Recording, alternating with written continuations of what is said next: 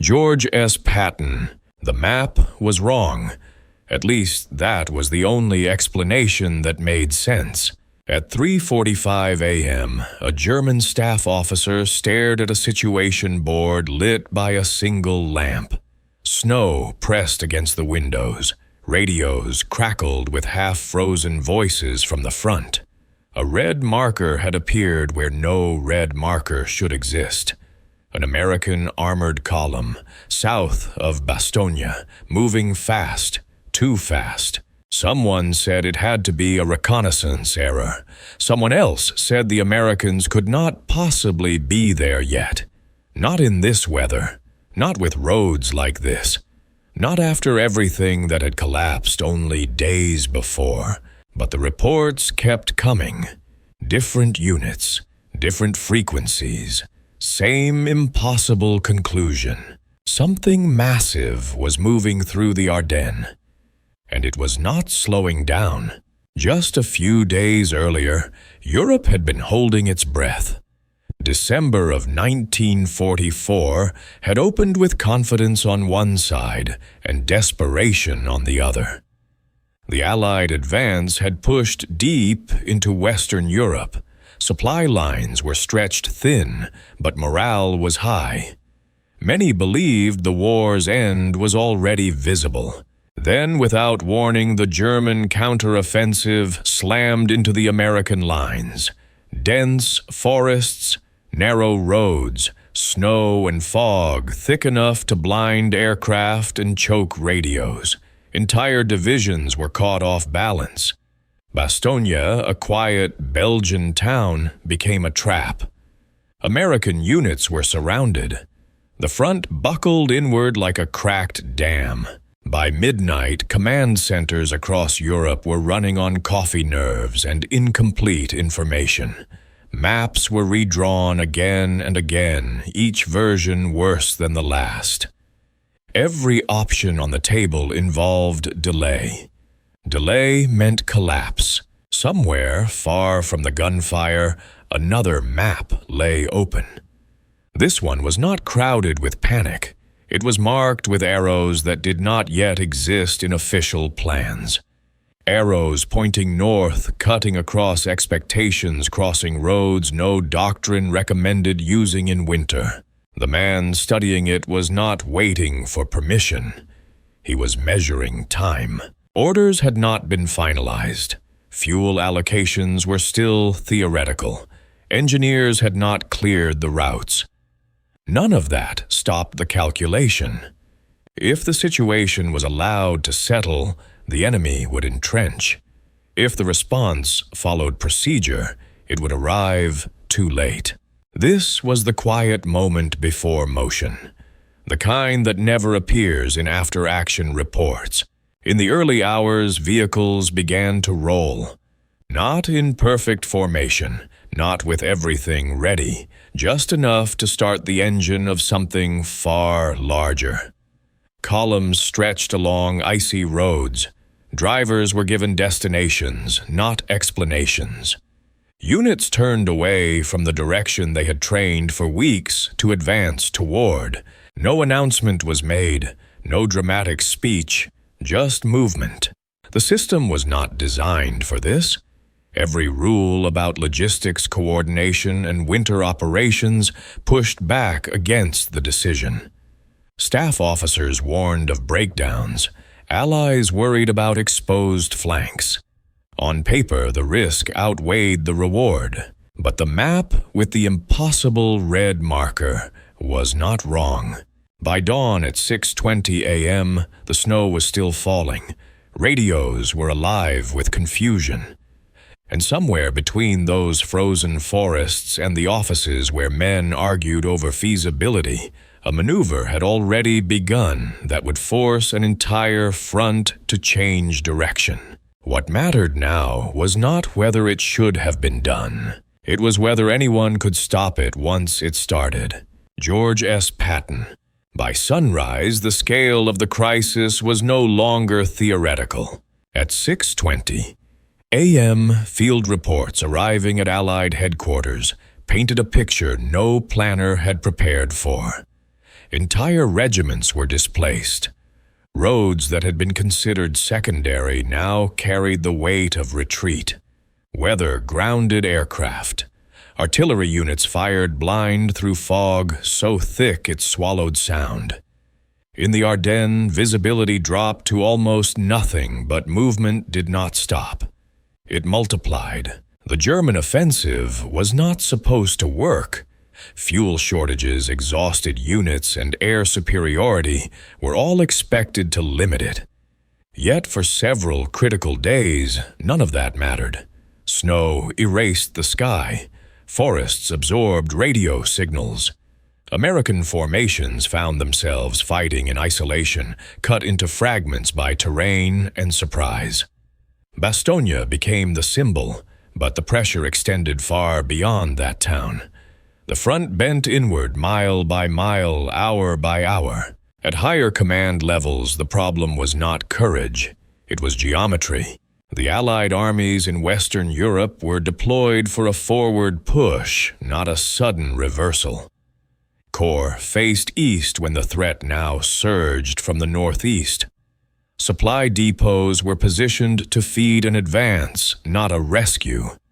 Fuel, ammunition, and food flowed along routes that no longer aligned with reality. To correct this would normally require conferences, written orders, recalculated timetables. Days. Days were something the surrounded units did not have. Maps were updated constantly, but each update arrived too late. German spearheads moved faster than expected, exploiting narrow roads and weather that neutralized Allied advantages.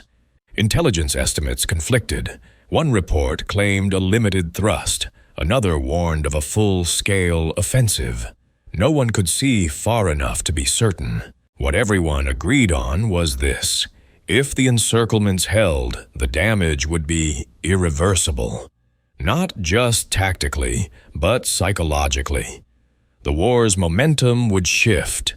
Amid this uncertainty, one sector of the front appeared deceptively stable. To the south, American forces were still oriented toward an entirely different mission. Their lines were intact. Their supply routes, though stretched, still functioned. On paper, they were committed elsewhere. That paper was already becoming obsolete. The commander responsible for that sector did not view the Ardennes as a separate crisis. He saw it as a vacuum, a sudden absence of pressure where speed could become decisive.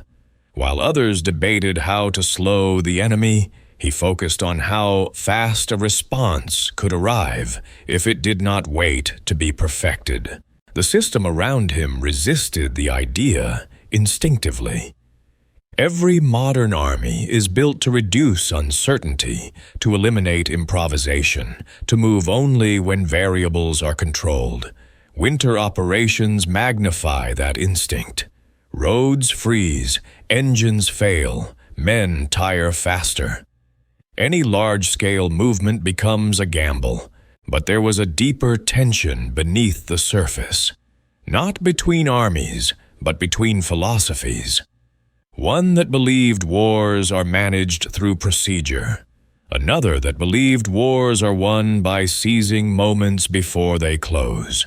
As the morning wore on, the front continued to buckle. Requests for relief grew more urgent.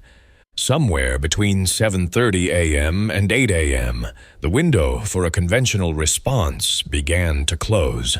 And in that narrowing space between doctrine and disaster, a decision was forming that would not wait for consensus approval or reassurance.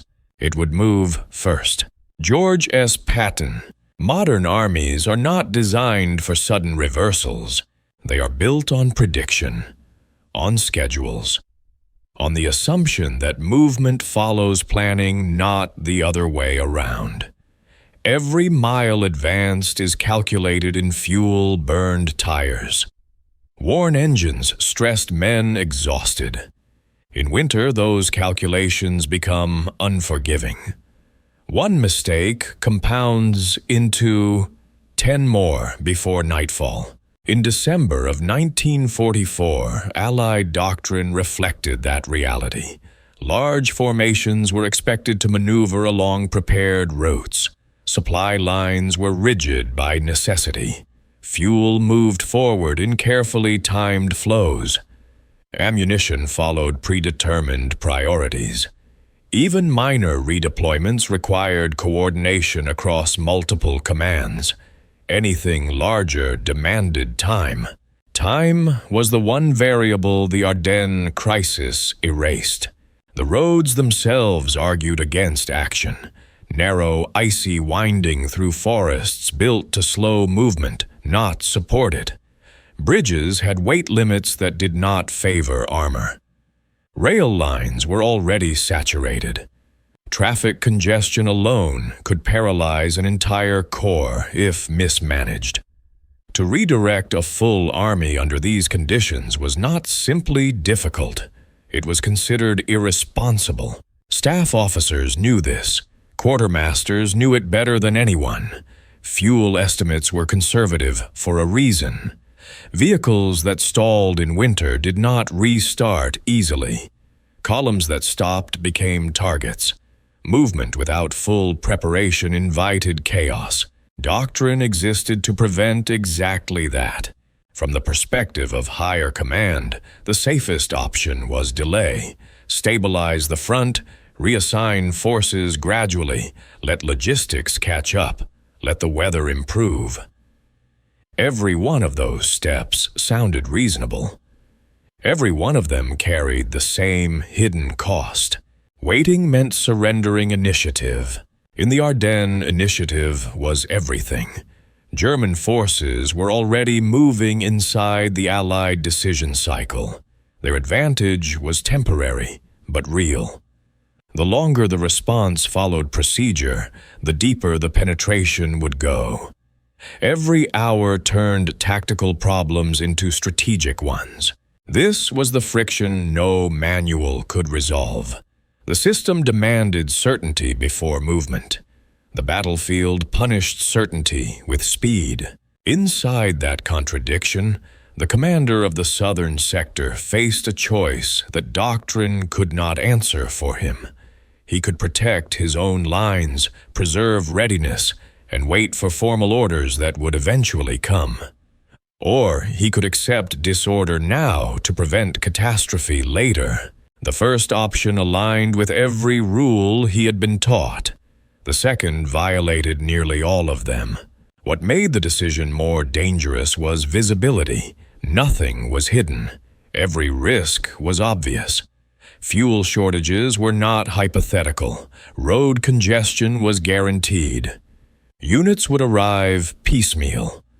Coordination would lag behind movement. If the maneuver failed, there would be no ambiguity about responsibility. Yet, from his perspective, the alternative was worse. A slow response would not fail loudly. It would fail quietly, one encirclement at a time, until the front no longer existed as a line, but as a series of isolated remnants. Doctrine assumed wars progressed step by step. The Ardennes did not. As the morning advanced and reports grew darker, the question stopped being whether the system allowed such a move. The question became whether obedience to the system would lose the war faster than defying it. That was the moment when preparation gave way to resolve. George S. Patton. He did not arrive at the decision suddenly. It had been forming long before the snow began to fall. While other commanders focused on the direction they were ordered to face, he studied the directions they were not. Maps were kept open after meetings ended. Routes were traced lightly, then erased, then traced again. Not as proposals, not as requests, but as possibilities, waiting for a moment when permission would be irrelevant. This was not optimism. It was habit. He believed war punished hesitation more reliably than error. That belief shaped everything around him. Orders were written with flexibility. Units were trained to move without perfect alignment. Staff work emphasized speed over elegance. The goal was not to eliminate friction, but to move faster than it could accumulate. So when the Ardennes collapsed, nothing about the situation surprised him. What surprised others was only confirmation to him. A front that bent inward created space elsewhere. A crisis in one sector exposed opportunity in another. The map did not show chaos, it showed imbalance. He measured war the way some men measure storms, by how fast they traveled, not how loud they sounded. Fuel shortages did not deter him. They sharpened his calculations. Every gallon mattered, but standing still consumed fuel too. So did panic. So did delay. Roads that looked impassable on paper became acceptable if they shortened time. Units that could not arrive together would arrive in sequence. Momentum would substitute for mass. This mindset put him at odds with the system by design. He understood how armies were supposed to function. He simply refused to let procedure decide outcomes. In his view, doctrine was a tool, not a commandment. It existed to serve action, not restrain it. That attitude unsettled allies and subordinates alike. It created friction in meetings. It made coordination uncomfortable. But it also created readiness that could not be improvised under pressure. When requests for relief reached his sector, he did not ask whether it could be done. He asked how long it would take if it began immediately. Not perfectly. Immediately. There was no speech, no declaration of intent, only a quiet alignment of intent and preparation. Routes that had been hypothetical became real. Staff officers were told to stop modeling and start executing. Units were informed of destinations without full context. Speed became the priority that overrode all others. At 8:50 a.m., while arguments about feasibility continued elsewhere, the decision crossed a point of no return. Movement began not because approval had been granted, but because stopping now would waste the only advantage left. This was not recklessness. It was conviction hardened by experience. He knew that once large formations began to move, the system would be forced to adapt around them. Orders would follow action. Logistics would chase momentum. Resistance would give way to necessity. The front was still collapsing. Bastogne was still surrounded. The weather was still brutal.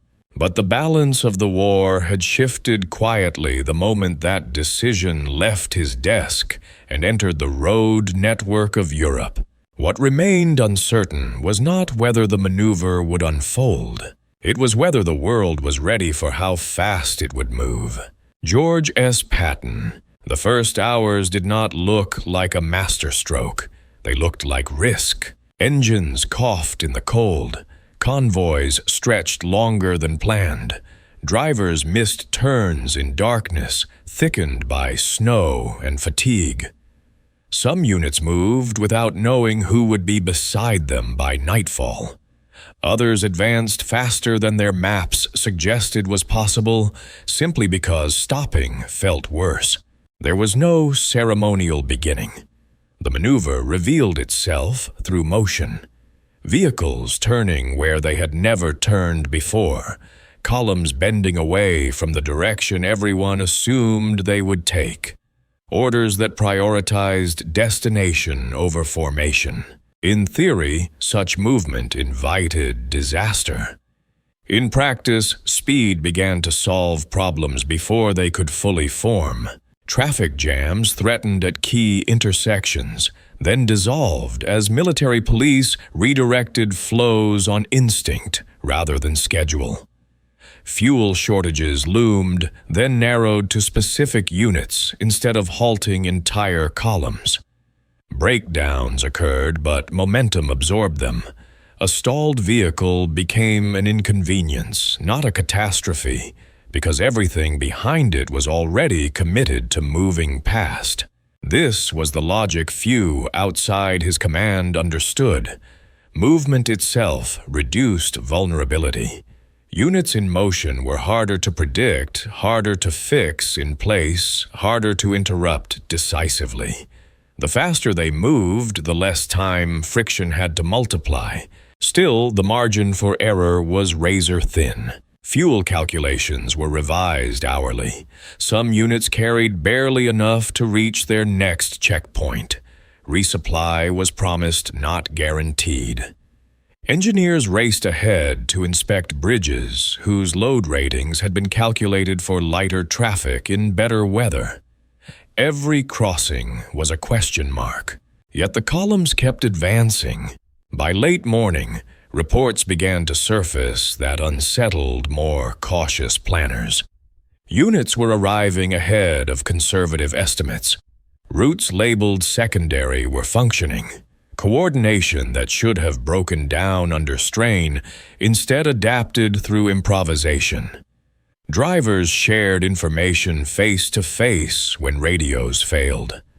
Officers made decisions without waiting for confirmation. This was not efficiency as taught in manuals. It was efficiency born from urgency. The system bent, but it did not snap. And as it bent, it revealed something Doctrine rarely accounted for. When enough elements commit simultaneously, inertia shifts. Stopping becomes harder than continuing. The maneuver gains weight simply by existing. From afar, skeptics still expected collapse. They anticipated clogged roads, stranded armor-exposed flanks. Those risks remained real. But by the time objections reached the columns, they were already irrelevant. The movement had advanced beyond the point where caution could reclaim control. By early afternoon, the Ardennes weather that had blinded aircraft now worked in favor of the advancing force. Enemy reconnaissance struggled to interpret what it saw. Reports lagged reality. By the time movement was detected, it had already progressed elsewhere. What began as a gamble was transforming into a problem for the enemy. Not because the plan was flawless. It was not. But because it was underway, and every hour added distance between expectation and reality. The front had not yet been relieved. The encirclement still held. But the clock was no longer neutral. It had chosen a side. And as daylight faded, the realization began to spread through multiple headquarters that stopping this maneuver would require something no one had prepared to provide: time. As darkness settled over the Ardennes, the movement finally registered where it mattered. Enemy listening posts began to report fragments. Not a clear picture, just disturbances. Unfamiliar engine noise on roads believed inactive, traffic where there should have been silence. Armored silhouettes glimpsed through snowfall, then gone before coordinates could be confirmed. Each report contradicted the last. Together they formed something worse than certainty. They formed doubt. German intelligence staffs tried to assemble the pieces, but the pieces refused to align. The scale did not make sense. A few battalions, perhaps. A local counterattack. Nothing more. That was the logical conclusion. Anything larger would require time the Americans did not appear to have. Yet the disturbances kept spreading. By 9:15 p.m., reports from different sectors began to echo one another. Units encountered resistance from directions that had been assessed as secure only hours earlier. Patrols ran into armor where none had been expected. Radio traffic hinted at coordinated movement, but no single axis of advance could be identified. The map blurred. This was not how a deliberate operation announced itself. There was no build-up, no pause, no preparatory phase. Just presence, sudden and persistent. Higher headquarters reacted cautiously. Intelligence estimates were revised downward, then upward, then sideways. Analysts argued whether the movement represented commitment or bluff. Weather interference complicated everything. Air reconnaissance remained grounded. Signals intelligence produced noise without clarity. Every method designed to confirm reality lagged behind it. The delay was decisive. While assessments were debated, the advancing force continued to compress time. Units moved through zones the enemy had planned to reinforce, not contest. Defensive preparations were begun too late or in the wrong places. Orders issued at midnight addressed positions that no longer existed by dawn. From the Allied side, the reaction was scarcely calmer. Situation rooms filled with overlapping conversations. Phones rang unanswered as staff chased updates that arrived already outdated. Some feared disaster. Others feared overextension. No one could deny the speed. Maps were marked and erased until paper frayed at the edges. There was a moment late in the night when an officer traced the movement with his finger and stopped. The line did not curve as expected. It cut straight through assumptions. If it held, it would intersect the encirclement from an angle no one had prepared to defend against. That possibility unsettled everyone who saw it. Still, caution lingered. It was one thing to move quickly. It was another to sustain it. Fuel remained uncertain. Communications were imperfect. Coordination depended on initiative rather than synchronization. One failure could cascade into collapse, but the enemy faced a greater problem. Their response required clarity, and clarity required time.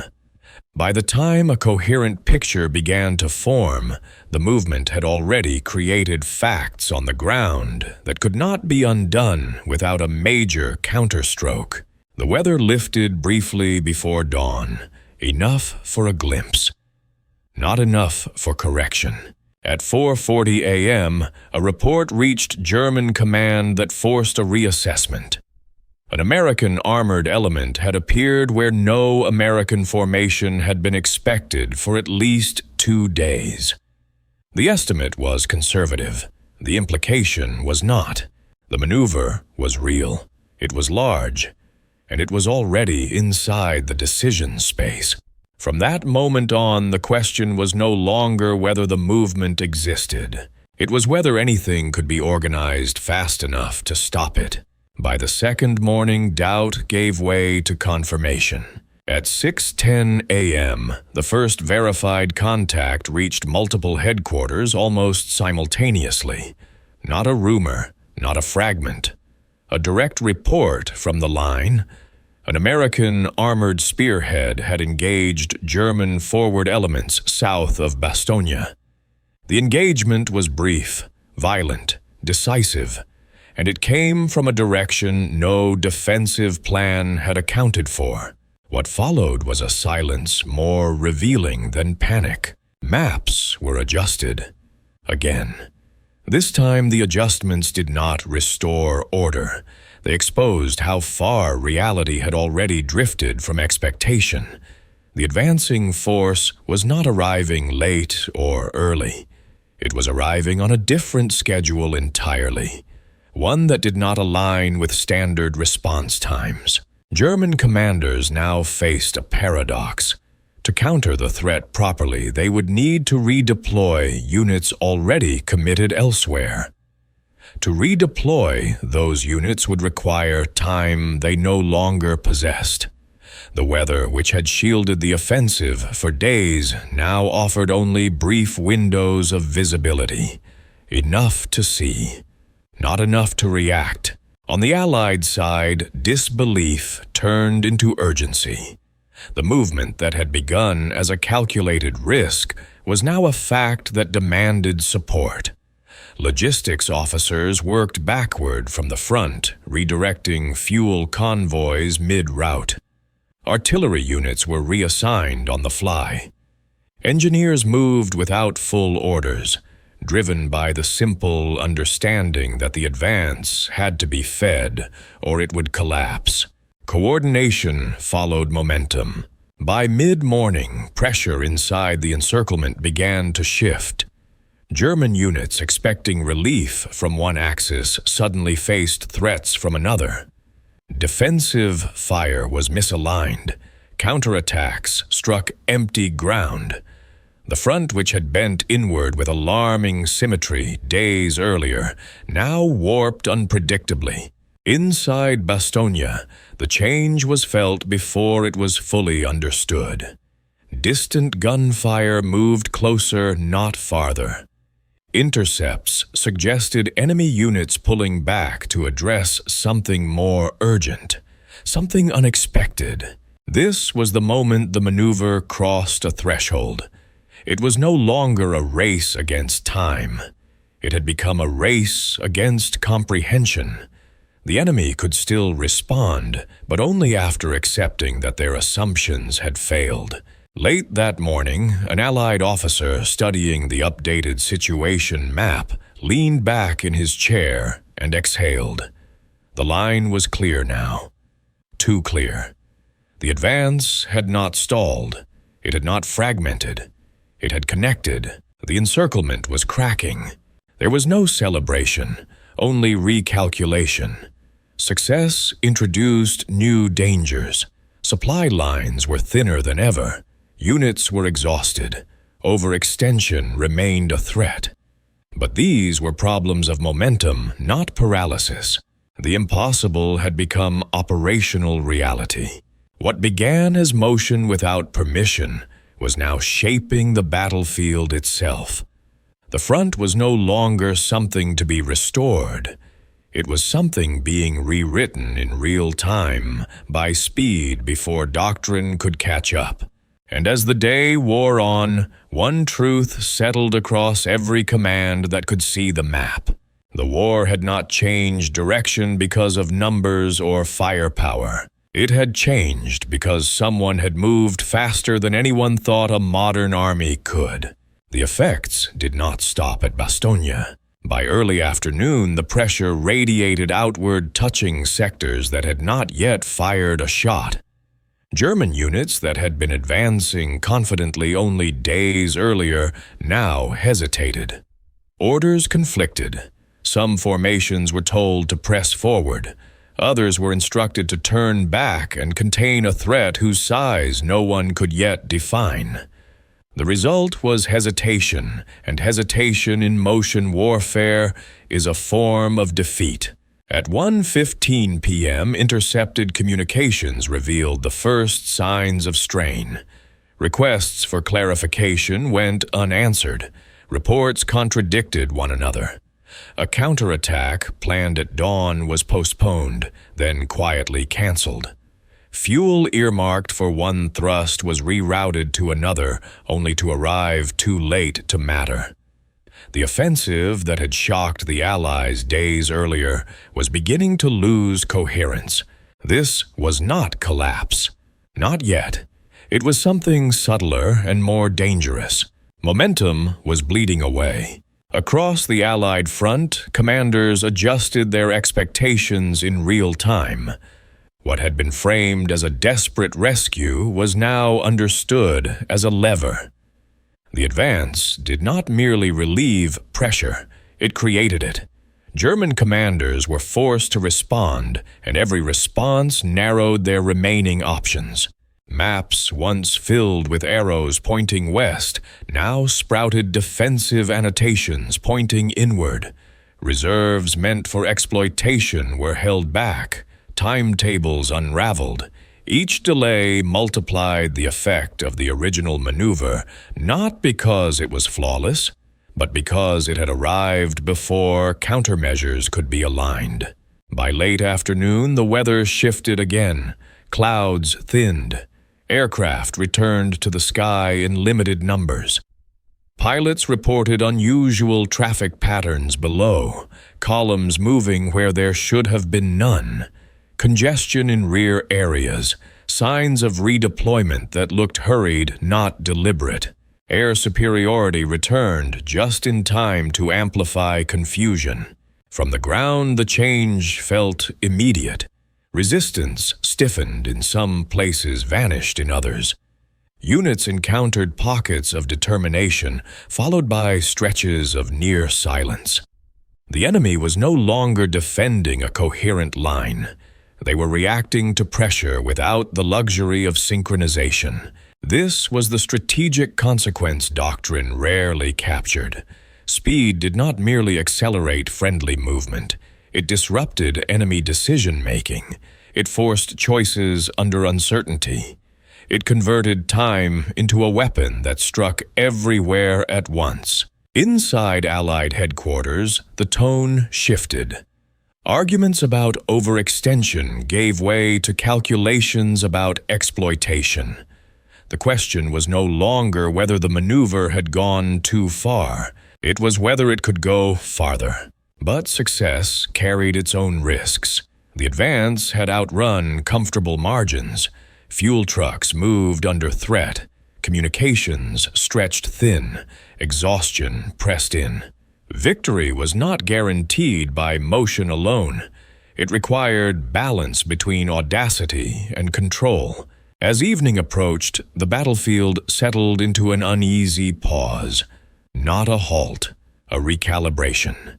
Both sides sensed that something fundamental had shifted, even if neither fully understood its limits yet. The offensive that had threatened to break the Allied line was no longer expanding. It was being contained, redirected, and slowly undone. And the decision that had begun as an act of defiance against procedure was now reshaping the war's tempo itself, forcing every other command to react to a reality created faster than they could question it. Speed has a cost. By the third day, it was no longer abstract. Engines that had run without pause began to fail in clusters rather than isolation. Crews slept in shifts measured in minutes.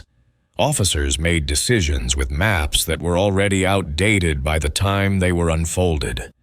Fuel convoys drove through darkness without escorts, betting that confusion on the other side would last long enough to protect them. For the first time since the maneuver began, momentum felt fragile. Reports reached higher headquarters, describing units that had arrived faster than planned but thinner than expected.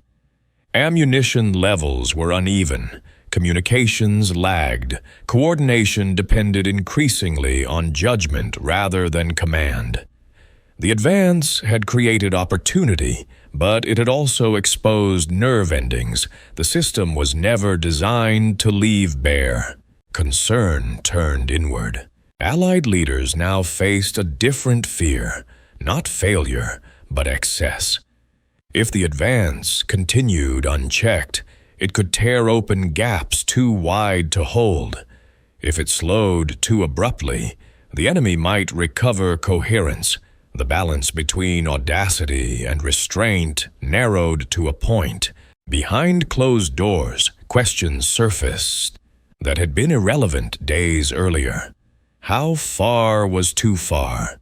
When did speed stop being advantage and become liability? Who would be held responsible if momentum outran support and something broke beyond repair? Political tension followed close behind. Allies worried about optics as much as outcomes. Coordination across commands grew strained. Some argued that the maneuver had already achieved its purpose. Others believed stopping now would waste the very shock that had made it successful. On the ground, the men felt none of that debate. They felt weight, fatigue, cold. The sense that everything depended on staying ahead of an enemy that was beginning slowly to understand what had hit them. Resistance stiffened in key areas. German units regrouped where they could. Counterattacks probed the edges of the advance, testing for weakness. These were not signs of failure. They were signs that the window was closing. Inside the command structure, the pressure shifted from execution to judgment. The hardest part of speed is knowing when to slow it. Too early, and the enemy breathes. Too late, and the system fractures under its own strain. For the commander who had set this in motion, the danger was no longer external. It was internal. The temptation to push simply because pushing had worked. The knowledge that restraint would feel like surrender to those who had only just caught up. As night fell, orders became more precise, not broader. The advance was shaped, not unleashed. Momentum was preserved, but guided. This was the moment where instinct had to yield to control, without losing the advantage it had created. The maneuver had succeeded beyond expectation, but success in war is not an ending. It is a new condition, with sharper consequences. And as the front stabilized under pressure, it had not anticipated one question hung over every map and every exhausted column. Could speed be mastered twice? The confirmation arrived without ceremony. Just after 10:40 a.m., a report reached Allied headquarters that forced every conversation to stop. It was not dramatic. It did not exaggerate. It simply stated that contact had been made, sustained and expanded along a corridor no one had believed could exist at that hour. Positions once marked as isolated were now linked. Movement was no longer hypothetical. It was continuous. For a moment, no one spoke. Maps were pulled closer. Pencils hovered, then pressed down. The line was redrawn not tentatively, this time, but decisively. What had been an arrow became a connection. What had been a gamble became structure. The room exhaled. Across the front, the effect was immediate. German units that had been preparing to consolidate found themselves out of position. Orders written at dawn no longer applied by midday. Reserves intended to seal the Bulge were redirected to contain a threat that had already passed their intended blocking points. The front did not collapse outward. It folded inward unevenly, unpredictably. This was the moment every commander fears and recognizes at once. The moment when a situation stops being recoverable through adjustment and becomes irreversible through momentum. Inside Bastogne, the soundscape changed. Fire that had pressed from all sides shifted direction. Pressure eased in one sector, then another. It was not relief yet, but it was proof that the encirclement was no longer a closed system. On the German side, acknowledgement came slowly, then all at once. Intelligence summaries were revised with language rarely used so late in a campaign. Phrases softened, certainties vanished. The offensive that had promised decision now demanded containment. Initiative slipped not because of defeat in battle, but because the timeline had been broken. By early afternoon, the realization spread beyond the Ardennes. Commands along adjacent sectors adjusted their postures, anticipating ripples. What had begun as a response to crisis was now reshaping the campaign's rhythm. Plans drafted for weeks were re-examined in hours. This was the good God moment, not a shouted phrase, a silent recognition. The understanding that the impossible was no longer theoretical and that arguing against it served no purpose. The maneuver had not merely succeeded. It had altered what success looked like. There were no cheers, no sense of triumph, only a recalibration of risk. The advance still carried danger. Supply remained fragile. Exhaustion pressed hard. But these were problems within a new reality, not reasons to deny it. By dusk, the front stabilized on terms that had not existed days earlier. The enemy no longer dictated tempo. Reaction replaced initiative. Time, once the enemy now worked in the other direction. What mattered most was not the distance covered or the hours shaved from estimates. It was the precedent set. A modern army had moved at a speed Doctrine said it could not, and in doing so, it had forced an entire war to accelerate. The question was no longer whether the maneuver should have been attempted. It was what would follow now that everyone had seen it could be done. The war did not pause to acknowledge what had happened. It absorbed it. Within days, the Ardennes crisis lost its shape as a singular event and became something broader, something quieter. German forces pulled back not in panic, but in resignation. The offensive that had promised reversal now existed only as a problem to be managed, not a future to be pursued. What remained was attrition retreat and time running in only one direction. For the Allied side, the consequences unfolded unevenly. The immediate danger had passed, but the cost lingered in less visible ways. Vehicles worn beyond design limits were sidelined. Crews carried exhaustion forward into the next operation. Supply officers spent weeks repairing systems that had been stretched almost to breaking. Success had arrived faster than recovery. There was also tension, not on the battlefield but above it. The maneuver had worked, but it had done so by bending rules that existed for reasons no one could entirely dismiss. Some saw brilliance, others saw recklessness narrowly redeemed. The debate did not alter outcomes, but it shaped memory. What could not be disputed was impact. The front stabilized earlier than projected. German reserves, once committed, could not be reconstituted. The tempo of operations across Western Europe accelerated not because of one victory, but because confidence in speed replaced caution as the dominant instinct. Decisions were made faster, movements grew bolder. The war shortened not by months alone, but by momentum. Yet for the man who had driven the maneuver, there was no sense of closure. He did not linger on justification. He had never believed war rewarded explanations. It rewarded results, then moved on. The same traits that had enabled the decision also prevented comfort afterward. Victory did not validate restraint. It sharpened appetite. History often simplifies moments like this. It turns them into inevitabilities, into clean arcs that suggest destiny rather than choice. The truth was narrower and more fragile. For a brief span of hours and days, uncertainty had outweighed procedure.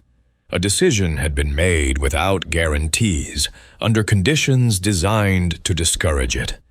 The outcome had hinged on speed, outrunning doubt. That is the part Doctrine struggles to teach. War is usually remembered through numbers, names, and maps, but sometimes it turns on something less visible, a willingness to act before clarity arrives, to accept disorder as the price of seizing time, to understand that waiting for permission can be more dangerous than moving without it. The Ardennes would be written about for decades. The weather, the surprise, the endurance of surrounded units. But beneath all of that lay a simpler truth.